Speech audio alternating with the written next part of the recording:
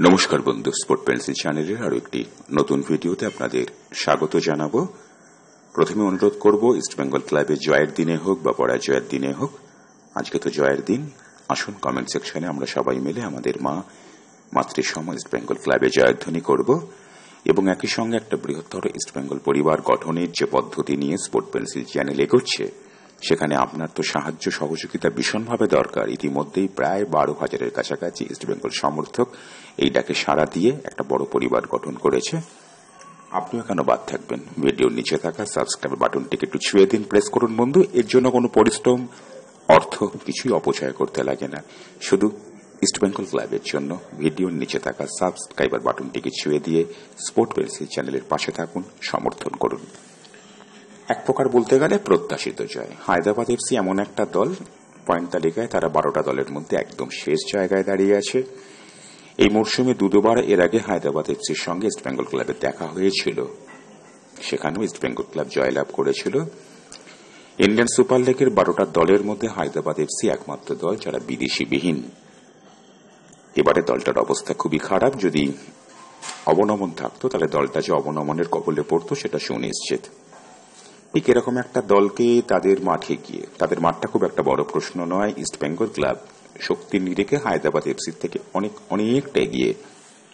তারা যে জয় পাবে এটা প্রত্যাশিত ছিল, আমরা সবাই আশা করেছিলাম। কিন্তু এরকম ন্যূনতম ব্যবধানে হায়দ্রাবাদ যে এতটা প্রতিরোধ গড়ে তুলবে সেটা কিন্তু আশা করা যায়নি। ভাবা হয়েছিল ইস্টবেঙ্গল কিন্তু আজকে তাদের গোল সংখ্যাটা, ব্যবধানটাকে বেশ খানিকটা বাড়িয়ে নিতে পারবে। তবু বলি, যার শেষ ভালো তার সব ভালো। ইস্টবেঙ্গল ক্লাব সুপার কাপ জেতার পরে 3টে ম্যাচে জয়ের মুখ দেখেনি, 2টো হার 1টা ড্র। আজকে হায়দ্রাবাদ এফসির বিরুদ্ধে সে তারা যতই দুর্বল প্রতিপক্ষ হোক না কেন, তাদের বিরুদ্ধে জয় নিঃসন্দেহে ইস্টবেঙ্গল ক্লাবের ফুটবলারদেরকে হারানো আত্মবিশ্বাস খুঁজে পেতে সাহায্য করবে। আরও একবারও শীত কাটার ভূমিকায় ক্লেটন সিলভার। গত ম্যাচে তিনি ছিলেন না, ইস্টবেঙ্গল ক্লাবও রীতিমতো আটকে গিয়েছিল। প্রথমার্ধের 11 মিনিটে তিনি গোল করলেন, তাকে বসানো হয়েছিল, নন্দকুমার তার পরিবর্তে নেমেছে। নন্দকুমারকে পরিবর্তন হিসেবে মাঠে নামানোটা আমি মনে করি কোচ কার্লোস কুয়াদ্রাতোর একটা দুর্দান্ত সিদ্ধান্ত। তার কারণ নন্দকুমার মাঝে মাঝে ফর্ম হারিয়ে ফেলেন, প্রথম একাদশে নয়, তার জায়গা পরিবর্তন ফুটবলার হিসাবে হওয়া উচিত।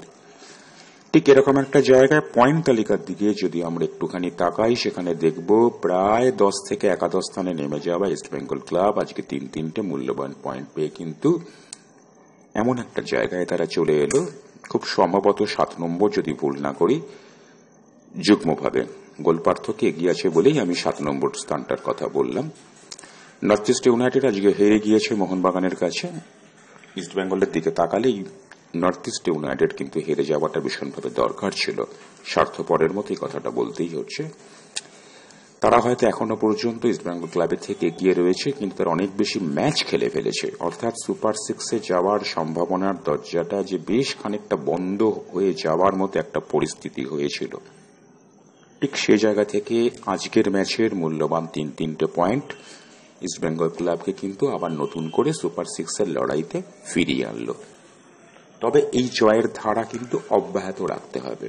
ক্লেটন সিলভার প্রতিদিন যে পরিত্রাতার ভূমিকায় আসবে সেটা তো নয়।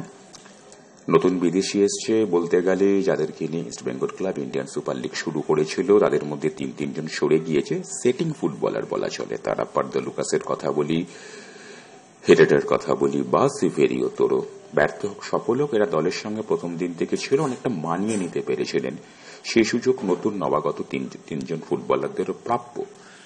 কিন্তু ঘটনা হচ্ছে যে তাদেরকে সেই সময়সীমাটা দিতে গেলে পরে কিন্তু একটা বিপদ আছে, সেটা হচ্ছে যে অনেকগুলো ম্যাচ ইস্টবেঙ্গল ক্লাবের হয়ে যাবে।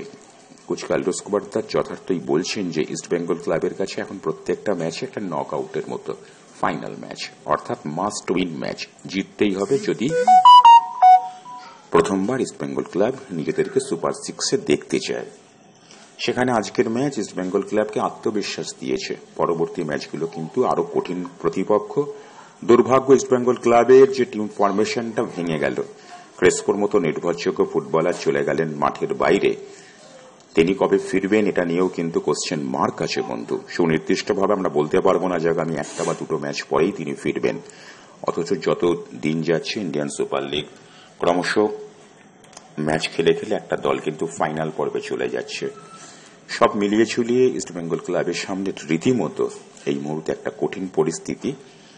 আজকের জয় নিয়ে খুব বেশি আমাদের আনন্দিত বা আহ্লাদিত হওয়ার কোনো জায়গা নেই। যদি আমরা বাস্তবের মাটিতে দাঁড়াই তাহলে আমাদের দেখতে হবে আজকের জয় আমাদের কাছে হচ্ছে সব থেকে বড় কথা, যে তিনটে পয়েন্ট আমরা পেয়ে গিয়েছি, যে পয়েন্ট কিন্তু খুব কাজে লাগবে। কাদের বিরুদ্ধে পেলাম, কিভাবে পেলাম, এর অনেক রকম ব্যাখ্যা হয়। কেন দলটা একটা মাত্র গোলের ব্যবধানে জিতবে, সেগুলোকে নিয়ে আলাপ আলোচনা অতি অবশ্যই চলতে থাকবে। কিন্তু এটাও সত্যি কথা, এই 3টে পয়েন্ট আমাদের কাছে একটা কিন্তু অক্সিজেনের মতো। চতুর্থ ম্যাচে এসে ইস্টবেঙ্গল ক্লাব ইন্ডিয়ান সুপার লিগে জয়ের স্মরণিত ফিরল। পরবর্তী ম্যাচগুলোতে আমাদের প্রতিপক্ষ হিসাবে সব থেকে বড় হয়ে যে দলগুলো দাঁড়াবে, চেন্নাই, বেঙ্গালুরু এফসি এবং অবশ্যই জামশেদপুর এফসি, এই দলটা কিন্তু দুর্দান্তভাবে সেকেন্ড লেগে কামব্যাক করছে। মুম্বাই সিটি এফসির মতো শক্তিশালী প্রতিপক্ষকে তারা হারিয়ে দিয়েছে, তারা কেরালা ব্লাস্টারের মতো দলকে হারিয়ে দিয়েছে। এই দলটার বিরুদ্ধে ইস্টবেঙ্গল ক্লাবের খেলা রয়েছে এবং প্রসঙ্গত বলি সেই খেলাটা তাদের মাঠেই অনুষ্ঠিত হবে। সব মিলিয়ে কিছুটা আলো কিছুটা অন্ধকারের স্মরণীবে ইস্টবেঙ্গল ক্লাবকে আগামী দিনে নিজেদের জায়গাটা করে নিতে হবে।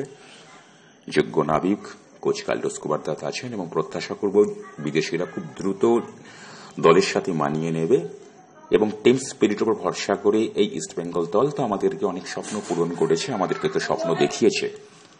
আমরা আরো একবার আশা করব যে আমাদের স্বপ্নের স্মরণীতে এই লাল হলুদ মশাল বাহিনী নিয়ে যাবে। শুভরাত্রি জানিয়ে আজকের ভিডিওটা শেষ করছি। ভিডিওটিকে লাইক শেয়ার করতে ভুলবেন না, চ্যানেলটিকে সাবস্ক্রাইব করুন। সবার উপরে বলুন জয় ইস্টবেঙ্গল।